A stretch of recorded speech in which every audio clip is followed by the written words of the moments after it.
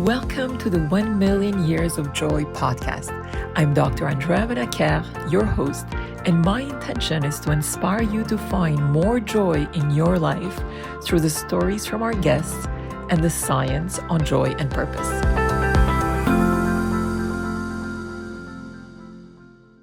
Rupal, welcome. It's such an immense pleasure to have you with us today. Thank you very much for having me here. I'm looking forward to our chat. Rupal, you have been named by Harper Bazaar's magazine as a power woman, which I absolutely love. Can you please share with us your journey from working at the CIA to the work that you do today? Gosh, that is a very big question. And I'm going to be very, very honest. So I'll first give you the glamorous version, and then I'll give you the reality behind the sort of the glamour. So yes, as you said, I spent about a third of my career at the CIA, and it was an incredible place to work. I genuinely got excited to go to work every single day. I was working on important issues with colleagues who are incredibly brilliant and just huge minds that I would never have met in any other context. I was getting paid to learn, to travel, to do, like I said, meaningful, important things as part of a bigger mission. And it was an incredible, incredible way to really learn some very formative and foundational lessons in everything. I mean, of course, the specifics of what it means to be a high performer within the CIA context, but also sort of high performance in just an everyday, day-to-day context. And so much of what I learned at the agency, either through formal training or through just informal personal development, were things that I didn't realize would come so in handy in the work that I did once I left. So, developing resilience, adapting to uncertain conditions, how to perform under pressure, how to deal with uncertainty and setbacks and challenges and all of these things. And so when I left the agency, I didn't know what I wanted to do other than I wanted to live in London. And so I ended up going to business school as part of that transition out of the world of intelligence into the private sector. And while I was studying at business school, I realized very quickly that I didn't want to go the traditional route and become a consultant or go into finance, but actually I wanted to chart my own path. And so I started my first business back in 2012 while I was still studying. So we're now almost exactly 12 years old, which is in property and real estate here in the UK.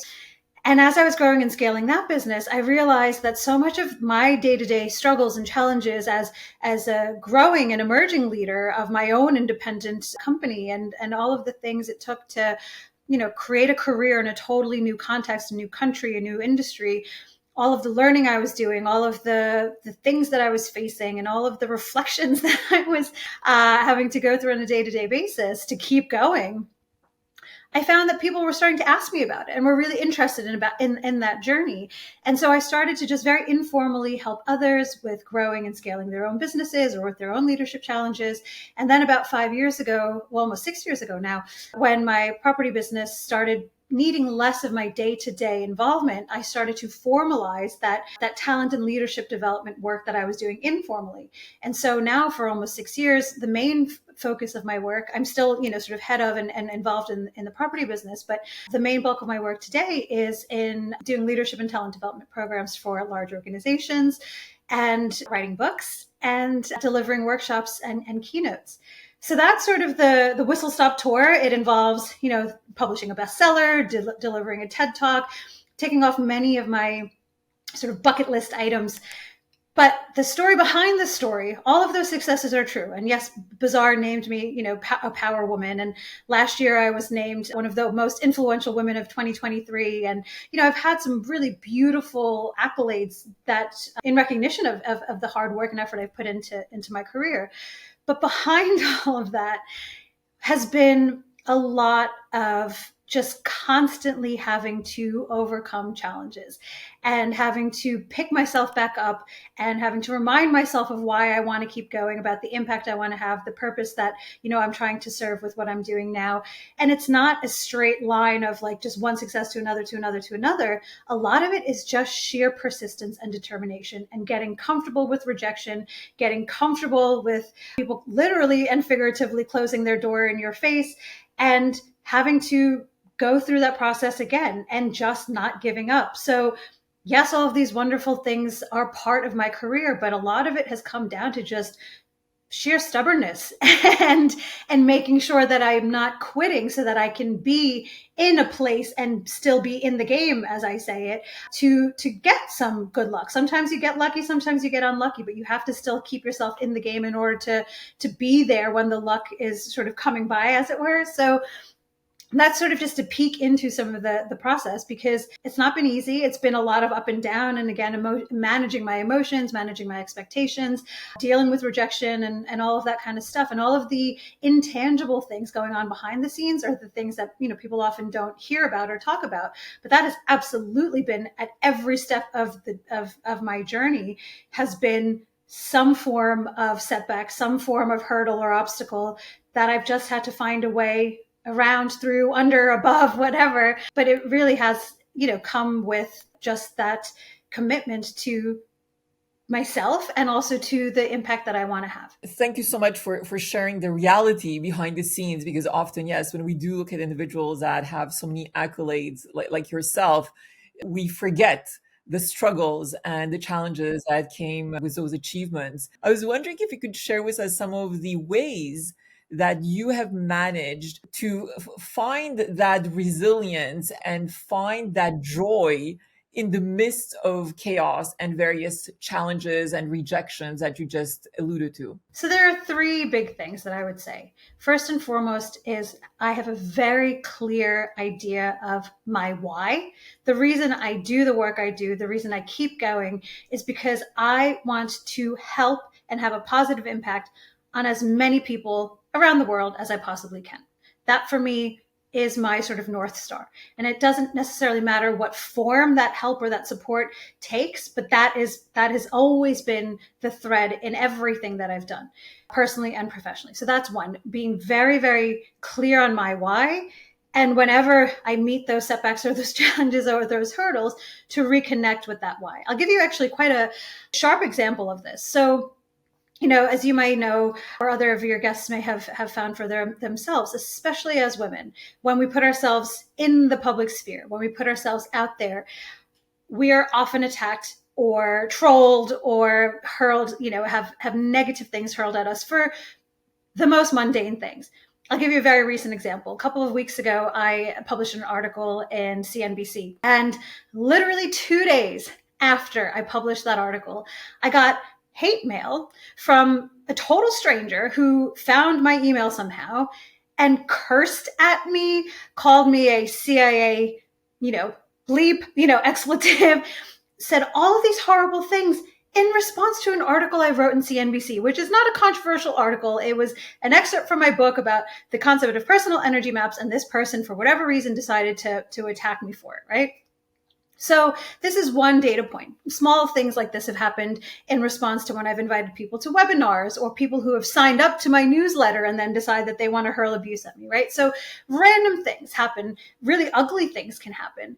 And every time one of those things has happened, I've gotten both personally a little bit scared and shooken up internally, even though, I appreciate this comes with the territory. It's still not nice when it happens.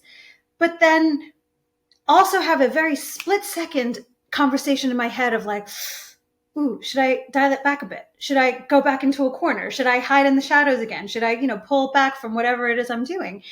And I have to remind myself, the reason I'm doing what I'm doing is not for those people. It's not for the ones who are going to hate you and attack you for no reason, for the most benign things. The reason this one person decided to send me that hate mail was because I had a typo in my article. Okay, a typo. So it's not like I did anything to deserve this, right? But the reason I keep going in the face of these kinds of things, thankfully they're not very common, but who cares how, frequent or not they are? They shouldn't happen at all. But I keep going because they're not the people I'm trying to reach. For every one of those kinds of responses I get, I could probably list literally hundreds of people who have found something that I've shared insightful or interesting or inspirational or helpful in some capacity. So I have to remind myself of that. The bigger purpose is to help those that I can and forget about all the haters. I'm not doing it for them. So that's one big thing that's really helped with me, my resilience in getting back up whenever I have been knocked down, either emotionally or in some other way. The second thing is I now have 2 small kids, And I have two young daughters who are a very present and physical reminder of the fact that they are watching me, right? And I want to be as powerful and as strong a role model for them as I possibly can. Not again pretending that things are all easy and sugarcoating things for them. They are on this journey with me. They see my highs, they see my lows. I explain to them in an age relevant way what I'm going through and what it's like. This again, just to help them with their own lives, right? To show them that it's okay to cry. It's okay to rejection. It's okay to feel like you failed at something, but what you do next is what will determine the quality and the course of your life. So a lot of these sort of big and small life lessons, I'm trying to remind myself that they're watching. And in many ways, I am their first role model, and perhaps someone who's going to form their views of the world and their role in it, and what they can contribute and what they're capable of. So I don't want to place any limitations on them by the way I live my own life. So I want to, again, be an example for them. And then the third thing that keeps me going is a real sense of indebtedness to my ancestors. And I don't mean any specific ancestors or anything like that, but I'm very keenly aware that as a woman, all of us, and not just women, as all of us as human beings, we don't have to look very far back in our lineage, maybe 2 or 3 generations max, to find examples of people who haven't had opportunity, haven't had resources or access to education, or, the social conditions were much more repressive and restrictive. And again, especially if you are looking at women, right? So I view it as I have a debt to pay to all of my ancestors who didn't have access to resources, liberties, rights, freedoms, education, all of those things, to make the most of my life that I possibly can. Because they didn't have that. I do. I am very lucky. Most of us living in the West who are, have the internet and the infrastructure to be able to listen to podcasts or watch podcasts, we're pretty damn lucky. And I don't want to squander that luck. And so it's those 3 things, that sense of indebtedness, my kids, and sort of my reason why, that keep me going. I have to remind myself constantly of these things, because it's not, like I said, a straight line journey. And once you reach a certain level, everything becomes really easy. No, the challenges change over time and as you progress in your life and in your career. But these 3 things keep me coming back to keep on going, even when it feels like, as I said the other day to my family, that when it feels like I'm walking uphill in all directions. This is what helps me keep going. Thank you so much for sharing those stories and the way you're approaching it. I absolutely love it. And it's really interesting because I actually read your article in CNBC. It's actually very inspiring. And I absolutely love, yes, and I absolutely love the concept that you had about canceled Mondays. And I was wondering if you can maybe share with our audience what that is all about and how that is a source of joy in your life as a result of your entrepreneurship journey. Sure. So when I started on my, as you put it, entrepreneurship journey, one of the main reasons I did that was because I wanted to reclaim total control over my time and my resources. And I knew it wasn't going to be easy, and it wasn't going to happen overnight, but my independence was something that I value greatly. And so that was why I chose the sort of career path that I did. And the reward in many ways has been, after many years of that hard work and persisting and all of that great stuff, is that within certain parameters, I do control how and where my time is going and how and where I'm allocating my individual sort of resources, time, energy, sort of talent, all of these things. And so that is one huge element that brings me joy, is that, I've worked for something for a long time and it's mostly happening. There's still work to be done, but I'm mostly there. But secondly, what you alluded to in that CNBC article is this idea of a personal energy map. So as I was building and growing my businesses, and because I had sort of now was totally in charge of my time, it was a totally new world for me, because before, of course, I had been an employee, and, you have certain hours that you're expected to do certain things, et cetera, et cetera. Other people are more often than not sort of setting the agenda. And that was one of the hardest things for me, was how to figure out, how am I going to allocate the hours that I have in a day when I'm building my own business. And that we're not ever taught how to sort of be structuring, right? Because we go to school, then we go to university, then we go and get jobs, and other people are always doing that for us. So it was a real hard, sort of a really difficult element of that early stage of growing my business, was like how to structure my days. And one of the things that really, really helped was this thing that I devised, which is my personal energy map. And it's a tool that I talk about in that article and in my book. But the idea being, we all have energetic cycles and energetic flows that are natural to us. And it's not just about being a morning person or a night owl. It's much more nuanced than that, right? There are times in a day, in a week, in a season, in a year, that we are just more naturally drawn to certain types of activities, or our energy is more naturally tuned to certain types of things than other times of the day, month, week, year, etc. But we're never consciously tuning into it. So by consciously tuning into, where those energy fluctuations are and what that looks like, we can create what I refer to as a personal energy map. And so for me, when I took the time to to reflect on myself and where my energies were flowing and where were the friction points in my day and what felt really frustrating at, different times of the week, et cetera, I started to analyze all of these things and come up with the personal energy map. And canceling Mondays was part of that. So, I found that for whatever reason, and it could be internal, it could be external, it's a mix of both, Mondays were always really, really hard for me. Even at the CIA, when I loved waking up to go to work and, waking up early to get to work, Mondays always felt really heavy and really, just really heavy. And so when I was my own boss and I charted my personal energy map and realized that Mondays, it just felt really hard to like G myself up to do things and like execute something really big and important. And it wasn't that I wasn't doing it or I couldn't do it. I could always, sort of power through and force myself, but it just felt that much harder, right? We've all been in moments where we're in the zone or we're in the flow and things are just like happening really easily. And other times where it feels like we're waddling or wading in molasses, right? And so I realized that for me, Mondays were my molasses days. I could get stuff done, but it would take me hours and hours to do it. So I effectively canceled Mondays. And what that looks like in my schedule or in my personal energy map is that I know that mentally and physically and energetically, Mondays are a tough day for me. So I try whenever possible to not overload my Mondays, to not do anything that's too mentally intensive or too energetically intensive, because I know the effort that I need to put into it will be probably 2 or 3 times greater than if I, can allocate it to a different day of the week. So it's not about being all or nothing. And it's not saying, okay, well, I'm not doing anything on Monday. I'm just going to sit on the sofa and watch Netflix.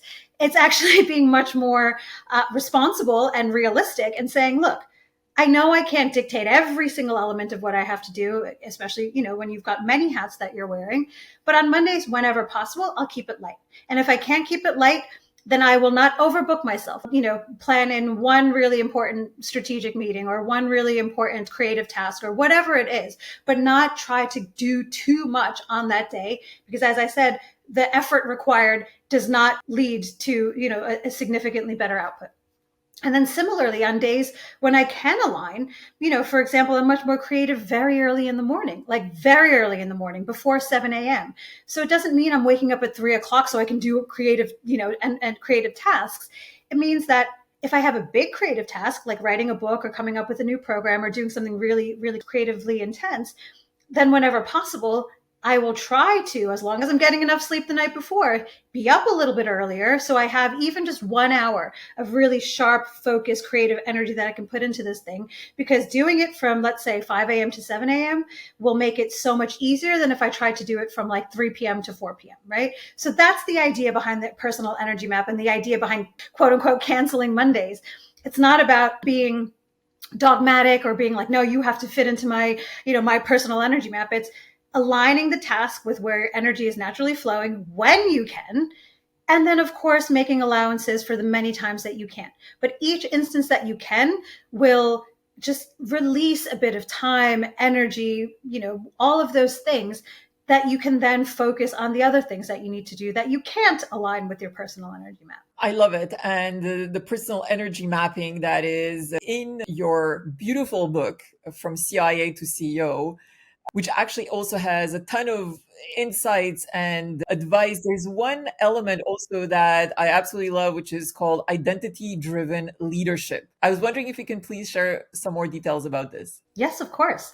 So the idea behind identity driven leadership is really about understanding yourself, and not by necessarily demographic identity as a woman or a person of color or an American or a New Yorker, all of which I am, but your individual personality identity. What are my specific strengths or your specific strengths? And then leading from that awareness of what my unique strengths are, and also, of course, an awareness of what my blind spots are. But instead of doing the traditional thing of like, well, I have to find a way to fix myself and perfect these other things that I'm not so great at, it's acknowledging those things exist and getting good enough at them so that you can function, so that you can lead and do all of the other things that you need, but being very keenly attuned also to your unique strengths and leveraging those strengths and building into your day-to-day role and your day-to-day execution as much of those elements as you possibly can. So again, it's not about being overly all or nothing about it. It's true self-analysis, true self-awareness, and then bringing that into a leadership context or into any context in a way that is relevant and valuable. Because I think so many people, especially when they consider themselves to be leaders or not to be leaders, or in a position to become leaders, they say, well, I don't have what that person has, or I don't have what that takes. Or they do this other thing where they sort of cobble together this like Frankenstein model of like, this person I used to work under did this really well, so I'm going to do that from them and that from them and that from them. And look, it's great to get ideas, it's great to get inspiration, but if it's not natural to you, it will just be, of course, that much harder to sustain over time. So I fundamentally believe that every single individual on this planet is excellent at something, and it's our jobs as individuals to identify what those things are that we are uniquely excellent at. Like I said, leverage those, and then just either hire in people who can help with the parts or the areas that we're less excellent at, or get good enough at those things without trying to be perfect at them, without trying to, again, be, excel at the same level at those things, so that we can perform our jobs effectively. And I really love this angle of uniqueness, right? That we can each develop our own leadership style. And this connects me to the TED talk that you gave that was talking about the power of owning your weird. And I really loved your talk, by the way. And I was wondering if you could share why it was important for you to share such a message. As you said that, I got chills. And I think I heard once someone say something along the lines of like, we are all best positioned to teach previous versions of ourselves. So, something that you probably, or not you, but things that we struggle with but have overcome, where, we're in a good position to teach others with who might be struggling with that same thing. So that is exactly where sort of the TED Talk came from, because for so much, I would say at least half, maybe even a bit more, for at least half of my life, though, I was painfully self-conscious and painfully aware of all of my deficiencies and all of the ways I didn't fit in and all of the ways that I was sort of a bit of a fish out of water. And this was true even as a young adult, right? Like I'm talking about even into my early 20s. I was always very keenly aware of being different or outside or other in some capacity. And it took me I guess the second half of my life to realize that previously what I thought was a liability was actually a real strength, right? Being the only person in the room who is a woman or a civilian or a person of color or an American or a CEO or a mother or whatever, again, these many hats that we all wear. It can be a real, real power. And not fitting in is incredibly valuable because you see things differently to those who do fit in. You have different perspectives, you have different life experience, you have different ways of meeting challenges, you have different ways of solving problems. And over time, I realized that first and foremost, everybody, every single human being on this planet, I haven't met them, but I'm making an educated guess here, struggles with that same notion of not fitting in at some point in their lives or in their careers. So we feel like we're the only ones who are going through this. I kid you not, every single person I have ever met, and these people at the highest levels of industry, of sports, of science, of whatever it is, people who we all admire and think, oh, wow, they're so amazing. They're so this. Yes, they are all of those things, but they all at some point have felt a bit weird, have felt a bit like outsiders, right? So I think that is just the human condition. It's not just an individual condition. And of course, depending on where you live and, what society you live in, your otherness might be a harder thing to manage because of, bias and prejudice and all of these other things. But the reality is everybody has felt othered. Everybody has felt weird in some capacity. But that is a real strength. And it took me entering a place like the CIA, and I talk about this in the TED Talk, where I realized everybody in the organization was sort of weird in some way, right? Everyone was unexpected. Everyone sort of ticked many, many boxes that didn't make sense. And I think that's something that I don't think we appreciate as human beings as much, is that everybody is not just one thing. We like to stereotype, we like to categorize, we like to create these archetypes of what a CEO looks like, or of what an athlete looks like, or a CIA officer looks like. Or again, we have these stereotypes, and usually they come from pop culture or movies or other things. But the reality is always so much more nuanced, right? And so living it, seeing it, going through that journey and that process myself made me realize that it is universal experience, but we can in many ways leverage that, or we should try to leverage our weirdness whenever possible, and not try to mute it or to kill it, because we never know when it's going to be something that can really, really help us or help other people. And so that was sort of why I talk about this idea, because there's so much pressure to conform. There's so much pressure to, to fit a box or to fit a stereotype. But who cares? Who sat down and decided that's what it should be like, right? Like who gets to make those rules? Nobody, right? But somehow we all agree collectively that this is what it's supposed to look like. Well, you can challenge that. And I think we should all challenge that to some extent. I fully agree. So, looking back at your early days with the mindset that you had, is there a specific story that you could share with us that was truly a defining moment for you? I would say there have been many turning points, and it's never been like one blinding insight or one moment of like, I think it's been over time, little things have happened. And then with the benefit of hindsight and reflection, I've been able to go back and say, actually, you know what, this is sort of the trend or the pattern. But I will sort of reframe that question, if that's okay, where I think maybe the intention is looking back at who I was and all of the baggage that I carried around all of these topics that, you and I have been talking about. I realized that it didn't come from me, right? Again, I'll go back to something we touched on earlier, this idea of what we have to look like or what we have to be like in order to succeed in a certain area or in a certain sector or in a certain role. And all of that noise and that baggage, it doesn't usually come from us, right? So it's usually, I don't know, a teacher or a family member or, a colleague or a boss or whoever who gives us these ideas of what should or shouldn't happen, right? And families are notorious about this. Well, people like us don't do that, or people like us do that. Or, and there's these expectations and these structures created. But what I always fundamentally say, and what I wish I had known as a child, sort of looking back, is to really stop, as my friend laughingly puts it, to stop shoulding all over yourself. So, stop saying I should do this, or I should be at this place by this time in my life. I should, be this kind of a mother, or I should be this kind of a professional, or I should be this kind of an athlete.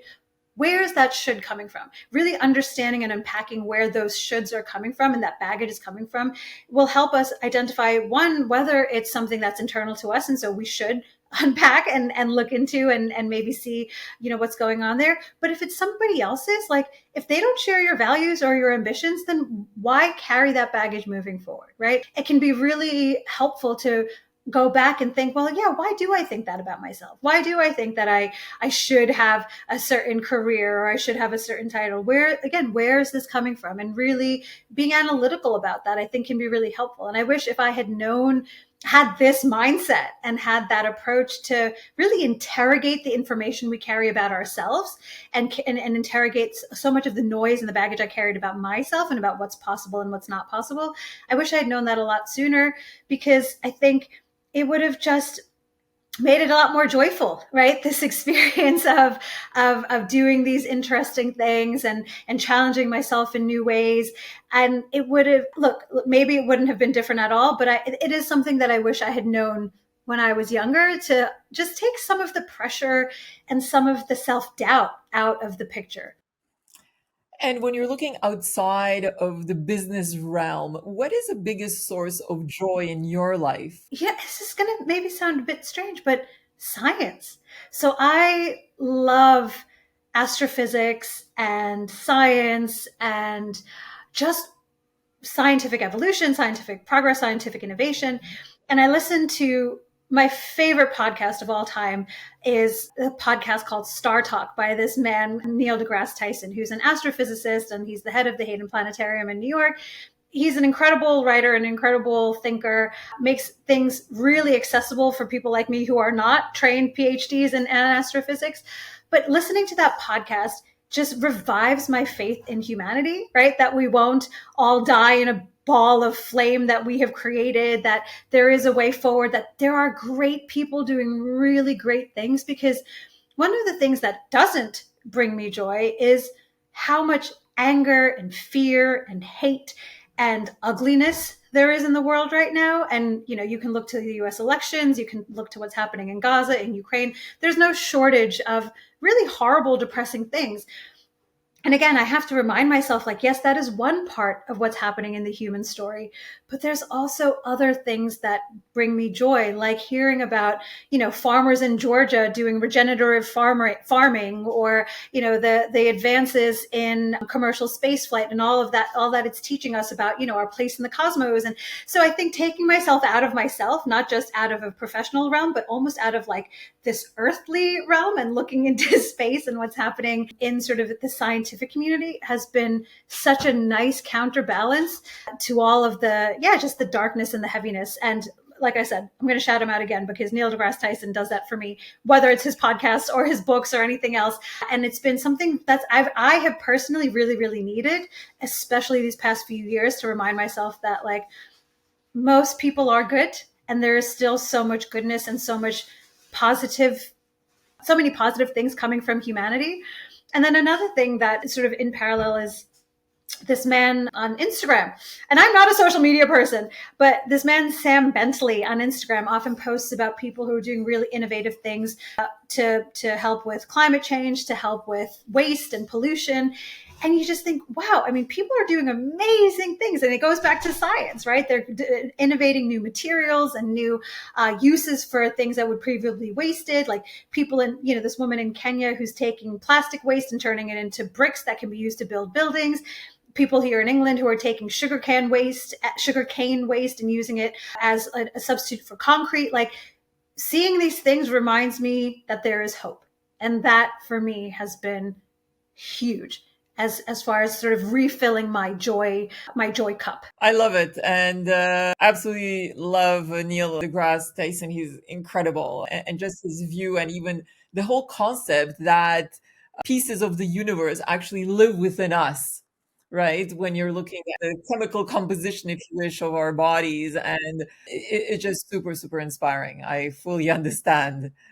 So let me ask you a question now. If you had actually a superpower that no one knew about, what would it be and how would it be used to create a more joyful world? I think if my superpower would be to help human beings be more logical, I think it would help with pretty much everything, because so much of what we see in behind so many of these horrible things happening globally, individually, politically, etc., is not logical, right? It's people prying on fear, prying on division, prying on some primal need to belong and to other people and that kind of thing. But actually, and this actually ties into Neil deGrasse Tyson, having a scientific view, looking for evidence and also looking for disconfirming evidence would be so helpful in just taking it down a notch in like the volume of again hate and darkness in the world right now. Because if people actually sat down to be logical and say, okay, well, somebody said this, or this is my view on this, but I'm going to look for the evidence to support it or the evidence to refute it, that logical process, that scientific process of, you know, devising a thesis, looking for evidence and coming up with a new thesis or whatever it is, that is hugely lacking in all human interactions, right? We're emotional beings and it's easier. And we all, as much as we would like to be logical and think we're logical, we're much more primal and we're much more animalistic and we're much more emotional. So if I could sort of magically infuse the world with logic and sort of scientific thinking, that would help in many ways. Just, yeah, like I said, just take a lot of the bite out of what is happening in the world and hopefully lead to a better world, right? So people would make logical choices like not consume things that are wasteful or not pollute the planet or, not hate people that they've never met or, many, many things that are part of the human condition or that we've accepted as part of the human condition. If taken, with a bit more logic and a bit more evidence and a bit more data, I think things could be better. And when you're looking now at the corporate world, and as we both know, and as we look at the studies that indicate that there's still so many challenges that we see in organizations linked to low motivation, low engagement levels, sometimes even connected to low productivity. I mean, it's a mix of various challenges that leaders are basically exposed to on a day-to-day basis, individuals as well that are not necessarily finding joy at work. So tapping into the insights and inspirations that you've had while at the CIA, if you could bring one piece of futuristic spy technology into the business world, what would it be? And how would it actually change organizations? I think being comfortable with discomfort, that would be getting organizations and of course the individuals within that. And it's not a spy technology, but it is a spy sort of mentality, right? You never know what you're going to get. You go out into the world, you go out into, a foreign hostile territory, or even with an asset that you're trying to develop, you don't know, right? There's always an element of unpredictability, of uncertainty. You have to get comfortable with the discomfort of not knowing the outcome. And I think so much of the corporate, and not actually, it's not just the corporate world, it's sort of the world at large right now, wants this or claims to have this ability. If we do this, that's going to happen. If we do this, that's going to happen. It's not linear like that, right? There's so much that's outside of our control. And of course, there's so much that's inside of our control. So I think focusing on the things that are within our control and letting go of this false notion that we can make the outcomes that we want happen and that we can somehow guarantee a certain result is sorely lacking. I think there's still this false narrative around, being able to sort of just construe things in the way that we want them to be. And that's not real. And that organizations do that, individuals do that. And I think another sort of more a broader lesson, and this is something I believe is something I saw, but also sort of reflected on with benefit of hindsight from the CIA, is like, don't give any one thing too much meaning. So stuff happens, right? Failures happen, challenges happen, things go off plan. The mission will totally fall apart, or you'll get, a horrible headline in the New York Times that isn't true, but you can't go back publicly and defend yourself because everything you're working on is secret. Like, there is stuff just happens, and sometimes you just got to suck it up and deal with it, right? There's no one to blame. There's no one at fault. There's no one you can punish or no one who you can point a finger at and sort of scream at. Stuff just happens. And so this idea of just like being a bit tougher in the face of that, I think is sorely needed in the world writ large, because I think sometimes, especially when it comes to jobs, we can make them mean too much.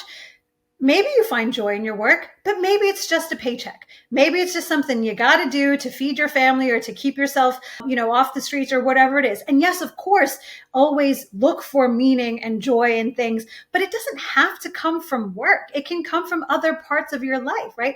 Work can just play one very narrow role in the whole picture of your life. So don't give any one thing too much meaning. And that's true about relationships. That's true about careers, jobs, about everything, right? Like, it's very dangerous to put that much pressure on one thing, because nothing will ever be able to live up to that, right? I mean, and I think, people do this, for example, when they with expectations of their spouses. Oh, they have to be your soulmate and really have the same interests and challenge you, but also be a really great parent and also be the perfect partner. And yes, fine. Everyone wants that. But the reality is, expecting all of that from one person, especially, by the way, no one of us actually is that one person, even though we would like to think we are. It's too much. It's too much pressure. So don't put that pressure on your job, your partner, your friends, your family, like any one individual or any one thing or any one hobby to be everything, to tick all of the boxes for you, because it's just not realistic. So suck it up, right? Get what you can from the experience, from whatever it is, but keep perspective about how much you blow up its importance or how much you minimize its importance, because, like I said, no one thing should be everything. Well, on these wise words, Rupal, it's been an immense pleasure to speak with you. Thank you so much for your time, and I wish you continued success moving forward. Thank you so much for having me. And yeah, it's been a great conversation. We went in directions I wasn't expecting, so I'm glad we were able to just roll with it. Thank you so much.